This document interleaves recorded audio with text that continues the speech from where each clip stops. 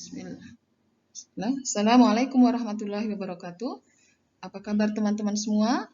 Ibu berharap kalian selalu dalam keadaan sehat walafiat, ya, dan senantiasa dilindungi oleh Allah Subhanahu wa taala dimanapun kalian berada. Alhamdulillah kita masih diberikan kesempatan untuk belajar kembali ya dalam pembelajaran bahasa Indonesia.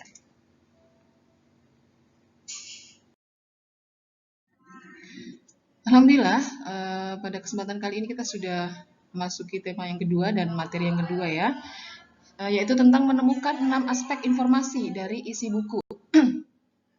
Nah, seperti kita sudah pelajari sebelumnya, bahwasannya ada 6 aspek yang sudah kita bahas, yaitu mengenai kata tanya yang digunakan dalam menguraikan informasi atau menemukan informasi.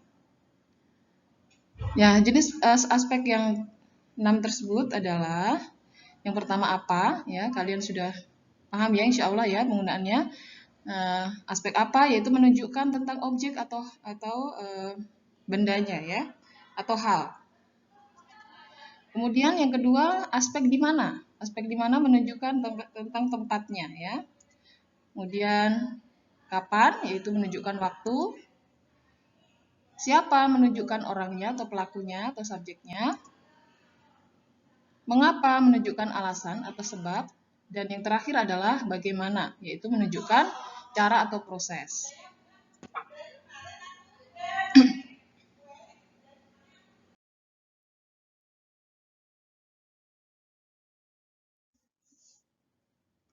Ya, baiklah teman-teman, langsung saja perhatikan contoh penggalan teks dari buku yang berjudul Nabi Yusuf Sang Penyingkap Tabir Mimpi berikut ini ya.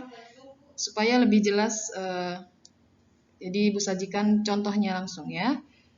Baik, silahkan diperhatikan. Pada suatu malam, Yusuf bermimpi. Mimpinya sangat mengherankan. Yusuf melihat 11 bintang, matahari dan bulan, seluruhnya sujud kepadanya.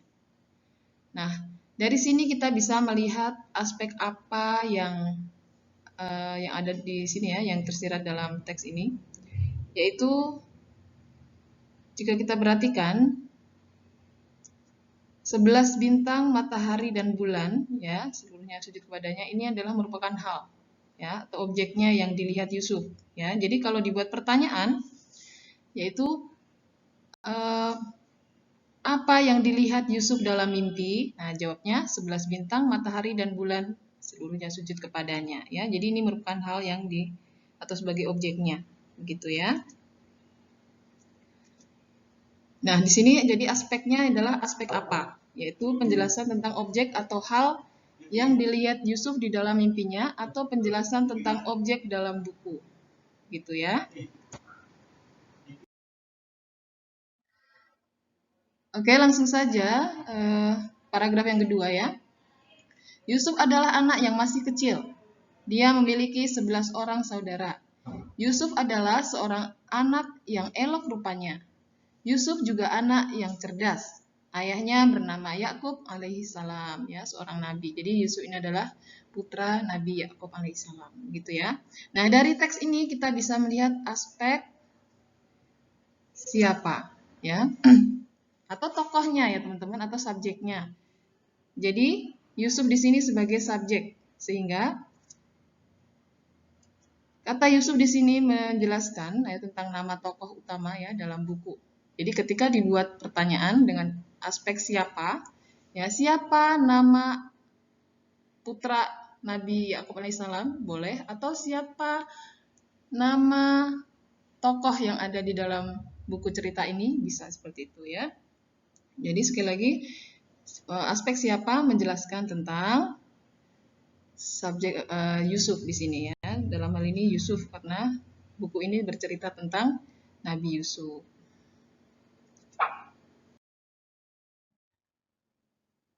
Oke, yang ketiga teman-teman, pada suatu malam Yusuf bermimpi, mimpinya sangat mengherankan. Yusuf melihat 11 bintang, matahari dan bulan seluruhnya sujud kepadanya. Nah, jika kita perhatikan di sini ada kata yang menunjukkan tentang waktu, yaitu pada suatu malam ya, menunjukkan bahwa waktu Yusuf bermimpi itu di suatu malam ya. ya. Jadi ketika kita menggunakan untuk membuat pertanyaan, jadi aspek yang kita pakai adalah kapan, ya, karena menunjukkan waktu. Jadi pertanyaannya bisa kita buat dengan kapan Yusuf bermimpi melihat 11 bintang, matahari, dan bulan yang seluruhnya sujud kepadanya. Begitu ya. Mudah ya teman-teman? Insya Allah sudah paham semua.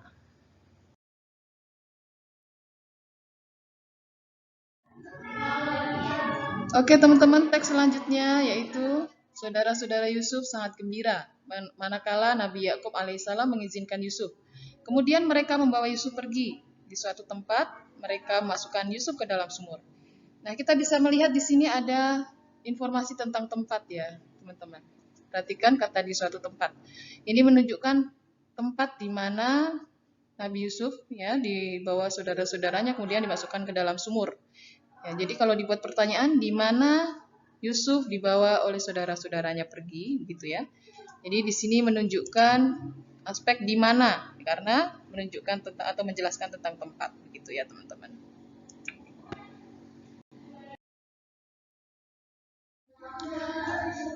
Oke, selanjutnya Yusuf memiliki saudara kandung laki-laki, namanya Bunyamin. Nabi Yakub alaihissalam sangat sayang kepada Yusuf dan Bunyamin. Tak seorang pun mendapatkan kasih sayang seperti itu dari Nabi Yakub alaihissalam. Saudara-saudaranya dengki kepada Yusuf dan Bunyamin. Oke, di sini kita bisa perhatikan bahwa ada sebab dan akibat ya. Ada rasa kasih sayang dan kemudian ada kedengkian ya. Jadi ada kayak berlawanan seperti itu. Kita perhatikan Nabi Yakub alaihissalam sangat sayang kepada Yusuf dan Bunyamin.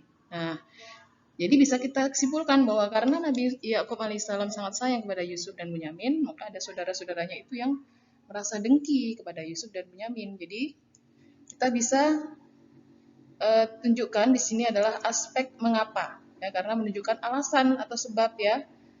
Ya, kalau dibuat pertanyaan itu mengapa saudara-saudara Yusuf merasa dengki kepada Yusuf dan Bunyamin? Dan jawabannya karena Nabi Yakub alaihissalam sangat sayang kepada Yusuf dan Bunyamin, gitu ya.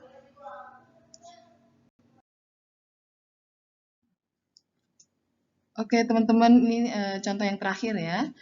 Nabi Yakub alaihissalam juga tahu bahwa cerita tentang serigala itu adalah cerita yang dibuat-buat. Nabi Yakub alaihissalam sangat sedih atas nasib yang menimpa Yusuf. Akan tetapi Nabi Yakub alaihissalam bersabar. Ya, dalam teks ini ditunjukkan tentang keadaan ya teman-teman. Coba perhatikan di sini Nabi Yakub alaihissalam sangat sedih. Ya, jadi keadaan beliau sangat sedih ketika mendengar berita tentang putra kesayangannya Yusuf hilang ya dimakan serigala. Begitu cerita yang dibuat-buat oleh saudara dari Yusuf. Ya, begitu. Jadi beliau tahu sebenarnya ya, beliau tahu bahwa cerita itu dibuat-buat ya karena buktinya tidak sesuai dengan apa yang diceritakan ya begitu. Nah, di sini menunjukkan keadaan ya teman-teman. Jadi aspek yang bisa kita gunakan adalah bagaimana ya karena menjelaskan tentang keadaan. Ya, insya Allah mudah ya teman-teman ya. Oke, langsung saja kalian praktekkan dalam hal ini menunjukkan aspek-aspek yang ada di dalam buku cerita yang kalian harus baca di rumah ya. Ibu yakin kalian punya banyak buku di rumah ya. Buku cerita apa saja temanya boleh bebas ya. Silahkan dibuat seperti ini ya, diambil contoh-contohnya sedikit, penggalan-penggalannya ditulis.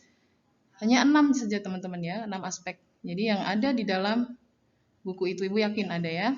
Kalian baca baik-baik, kalian cermati, kemudian tunjukkan ke-6 aspek itu ya dan ditulis dalam buku tulis ya. Sekali lagi di buku tulis ya. Seperti biasa, setelah itu difoto dan dikirim ke Ibu. Begitu ya. Oke, baiklah sampai di sini dulu materi kita hari ini. Insya Allah kita sambung lagi di materi yang selanjutnya.